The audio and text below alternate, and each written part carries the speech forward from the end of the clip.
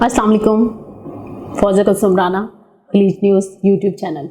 आज हमारे साथ जो मेहमान शख्सियत मौजूद हैं, आपको बताएं, अल्लामा सैयद मोहम्मद अब्दुल खबीर आज़ाद ख़तीब हैं बादशाही मस्जिद के। बहुत सारे ऐसे सवालात हैं जो आप जानना चाहते हैं, आपको भी कुछ है चुभन सी के जो हालात हो गए हैं उनका हल क्या है, जो मसाइल हैं, जो चैलेंजेस हैं। अल्लामा साहब आपको खुशामदीद कहते हैं प्रोग्राम में। बताइएगा, इज्तिहाद की ज़रूरत, इतने सारे मसाइल, इस्लाम एक मॉडर्न मज़हब है, आप क्या समझते हैं चैलेंजेस बढ़ते जा रहे हैं और उसके मुताबिक इस्लामी कानून साजी, तो इज्तिहाद की अहमियत कितनी है और क्यों नहीं हो रहा, और अगर हो रहा है तो किन अहम इश्यूज़ पर मसाइल हैं और नहीं हो रहा।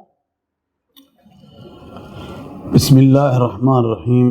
मैं समझता हूँ कि पाकिस्तान या आलम इस्लाम को इस वक्त जितने भी चैलेंजेस का सामना है उसमें सबसे बड़ी जो वजह है वो ये है कि हम इस वक्त बिल्कुल एक दूसरे से दूर होते जा रहे हैं और नाइत्तफाकी सबसे ज़्यादा बढ़ रही है और वो इसकी वजह बन रही है। और बड़ा एक अजीब व गरीब जो हालात हैं वो हैं जी। हमारा जो इस्लाम है वो हमें एक दूसरे से मोहब्बत सिखाता है, और कुरान हकीम फुरकान हमीद में अल्लाह तबारक व तआला का इरशाद है, वलक़द कर्रमना बनी आदम, कि हमने आदम की औलाद को इज़्ज़त अता की। अब हमने देखना है पैगम्बर दो आलम हज़रत मुहम्मदुर रसूलुल्लाह सल्लल्लाहु अलैहि वसल्लम की तालीमात। बिल्कुल। तो अगर आप देखें उनकी तालीमात, क्योंकि आप वमा अर्सलनाका इल्ला रहमतल लिल आलमीन बना कर भेजा गया कि आप सारे जहानों के लिए रहमत बनकर आए। रसूल अकरम नबी मोहतशम जब दुनिया में तशरीफ़ नहीं लाए थे तो क्या हालात थे, जी बिल्कुल, क्या मसाइल थे, क्या वाक़यात थे। मगर आपके आने से अल्हम्दुलिल्लाह इंसान को एक रास्ता और एक ज़िंदगी और एक ज़ाब्ता मिला, और आपने दुनिया इंसानियत को कहा कि अब ये दीन मुकम्मल हो चुके, अल-यौमा अकमलतु लकुम दीनकुम व अतममतु अलैकुम निअमती व रज़ीतु लकुमुल इस्लाम दीना। ये दीन मुकम्मल हो चुका है और अब इसके बाद कोई और दीन नहीं आएगा। अब तुम्हें इसी किताब कुरान हकीम फुरकान हमीद को फॉलो करना होगा। बेशक ये आखिरी किताब है, तौरात ज़बूर अंजील जी। के बाद ख़त्मुल किताब कुरान हकीम है, जो सारी इंसानियत के लिए रुश्द व हदायत का सरचश्मा है। और फरमाया कि मेरे इताअत और मेरी इत्तबा और मेरी तालीमात जो हैं उस पे आगे बढ़ना और चलना होगा। अब आप देखें कि जो लोग फिर चले तो अल्लाह ताला ने उनको इतनी कामयाबियाँ अता की कि फिर कुरान ने उन लोगों के बारे में कहा कि रज़ी अल्लाह अन्हुम व रज़ू। ये वो लोग हैं क्योंकि उनकी ज़िंदगियों में कुरान ने, करीम ने और रसूल अकरम सल्लल्लाहु अलैहि वसल्लम की तालीमात ने इनकलाब को बर्पा किया। बिल्कुल। और फिर वो शीर व शकर हो गए, एक दूसरे से मोहब्बत करने वाले हो गए। और फिर आप अगर आगे चल कर देखें तो इस्लाम ने इज़्ज़त, मकाम, हैसियत, मोहब्बत, इन तमाम चीज़ों को जो है लोगों के दरमियान किस तरह तकसीम किया और बताया बाप का एहतराम क्या होगा, माँ का एहतराम क्या होगा, बेटी तुम्हारी इज़्ज़त होगी, और माशरे के अंदर तुमने अपनी ज़िंदगी को कैसे बसर करना। तो इन तमाम तौर तरीक़ों को वाज़े तौर पर रसूल अकरम सल्लल्लाहु अलैहि वसल्लम की तालीमात में हमें मिल गया। अब आप देखें कि रसूल अकरम सल्लल्लाहु अलैहि वसल्लम का इरशाद है कि तुम में बेहतरीन इंसान वो है जो दूसरे इंसानों को नफ़ा पहुँचाए। बेशक। तो आज हमें ज़रूरत है कि हम वातसिमू बिहब्लिल्लाहि जमीअन वला तफर्रकू की एक अमली तस्वीर बन जाए। बेशक। अल्लाह का फरमान है कि وَاعْتَصِمُوا بِحَبْلِ اللَّهِ جَمِيعًا وَلَا تَفَرَّقُوا، کہ اللہ کی رسی کو مضبوطی سے تھام لو اور تفرقات میں مت بٹو۔ اپنی سوچ اور فہم کے مطابق قرآن، سنت، صحابہ کرام کی زندگی سے لوگ سیکھتے ہیں اور عمل کرتے ہیں۔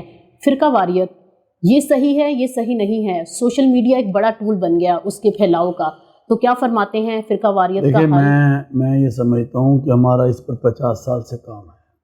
اللہ کا شکر ہے کہ ہمارے والد حضرت مولانا ڈاکٹر سید عبدالقادر آزاد، اور مجھے تقریباً 22 سال ہو گئے اس میدان میں، اور میرے والد نے 30 سال، 50 سال سے زائد کا عرصہ ہے جس میں ہم نے کام کیا، اور ہم نے لوگوں کو ملایا ہے اس ملک میں، بلکہ ملک میں نہیں، بیرون ملک بھی۔ بالکل، ہم نے بین المسالک ہم آہنگی پر بھی کام کیا ہے، بین المذاہب ہم آہنگی پر بھی ہم نے کام کیا ہے۔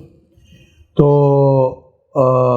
ضرورت اس بات کی ہے کہ ہم ایک دوسرے کے دلوں کو کیسے قریب کر سکتے ہیں، تو ہمیں تو فارمولہ اسلام دے رہا ہے۔ اب ہمارا ملک، ہماری حکومت، ہماری افواج، ہمارے سیکورٹی ادارے، ہماری قوم ایک پیج پر کھڑی ہے، اور آپ کو میں یہاں یہ بتانا چاہتا ہوں کہ ہم نے پیغام پاکستان کے ذریعے پاکستان نہیں بلکہ پوری دنیا میں اس کو لے کر گئے ہیں۔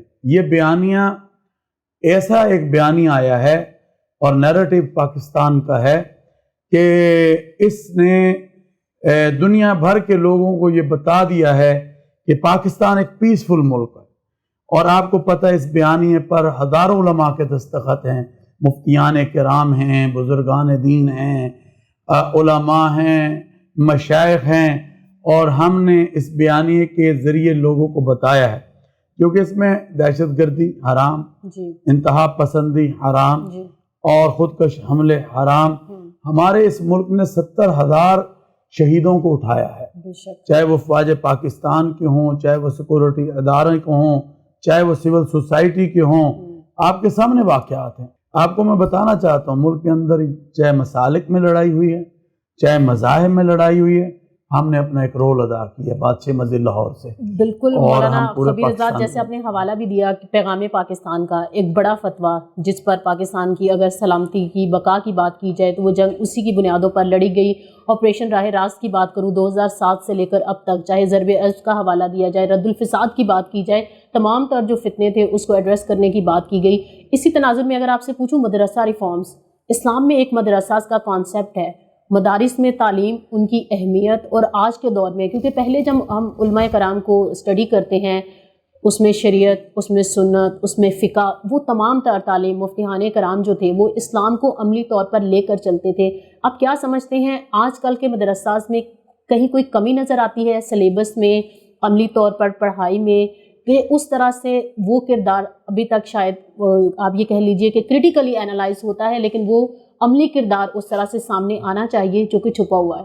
مدارس دینیہ جو ہیں یہ ایک جناب مشرف کہا کرتے تھے کہ بڑی عظیم NGOs ہیں، بالکل، اور مدارس اسلام کے قلعے ہیں جہاں سے ہمیشہ امن، محبت، پیس کی بات ہوئی۔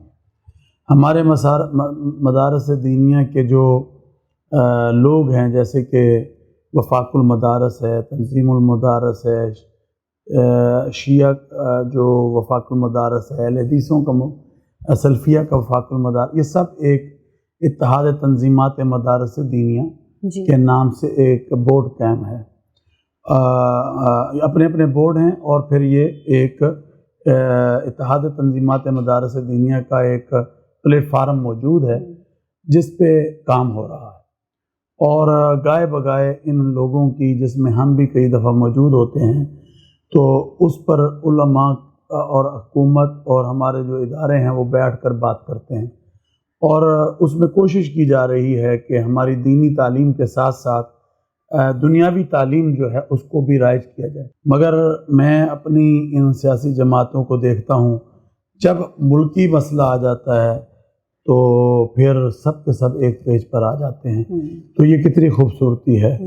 اور کہیں پر بھی آپ دیکھیں گے کہ اگر ملک کے اندر کوئی مسائل اور باہر کی طاقتیں انوالو ہوتی ہیں تو سب ایک پیج پر آ کر کہتے ہیں کہ ہم اپنے ملک کے لیے ہم سب اکٹھے ہیں. بے شک. ہم یہاں پر انشاءاللہ العزیز جو دوسری دنیا کے لوگ ہیں یا ہمارا ہمسایہ ملک ہی ہمارے لیے ہر وقت جو ہے کوئی نہ کوئی چیزیں کرتا رہتا ہے، وہ تو ہمارے جو بہادر افواج ہے اس کے لیے کافی ہے. انشاءاللہ ہماری دعائیں اپنی افواج پاکستان اپنے ریاستی اداروں کے ساتھ ہیں، اور انشاءاللہ العزیز ان کو پتہ ہے کہ ملک میں علماء، مسالک، مشائخ یہ سب کے سب ان کی پشت پر موجود ہیں، اور رات دن ہم اپنے سجدوں میں دعا کرتے ہیں. اور آج کامیابی بھی آپ دیکھ رہے ہیں کہ بڑھ چڑھ کر ہماری اس بہادر مسلح افواج کو مل رہی ہے. انشاءاللہ العزیز اللہ کے فضل سے پاکستان مضبوط بنیادوں پر کھڑا ہے، اور انشاءاللہ یہ آگے بڑھے گا، چلے گا، پھلے گا، پھولے گا، اور ہم انشاءاللہ العزیز اس کی آبیاری کرتے رہیں گے. اور جب ہم دنیا میں نہیں ہوں گے تو ہماری نسلیں، ہماری اولادیں اس کے لیے وقف ہیں، اور وہ بھی آگے لے کر چلیں گے انشاءاللہ العزیز. جی بلا شبہ اس پرچم کے سائے تلے ہم ایک ہیں. جس طرح سے آپ نے بات کی کہ تمام تر سیاسی جماعتیں، تمام تر جو ریاستی ادارے ہیں پاکستان کی بقا کے لیے، سلامتی کے لیے، ترقی کے لیے ایک پیج پر ہیں، اور اس میں علماء کرام کا جو کردار ہے وہ نبھاتے رہے ہیں، نبھاتے رہیں گے. اور ہم امید بھی یہی کرتے ہیں کہ تمام تر چاہے مذہبی سیاسی جماعتیں ہوں یا مفتیان کرام ہوں، علماء کرام ہوں، وہ اپنا جو کردار ہے بھرپور انداز میں اسی طرح سے نبھائیں تاکہ پاکستان ترقی کرتا رہے. دیکھتے رہیے خلیج نیوز یوٹیوب چینل.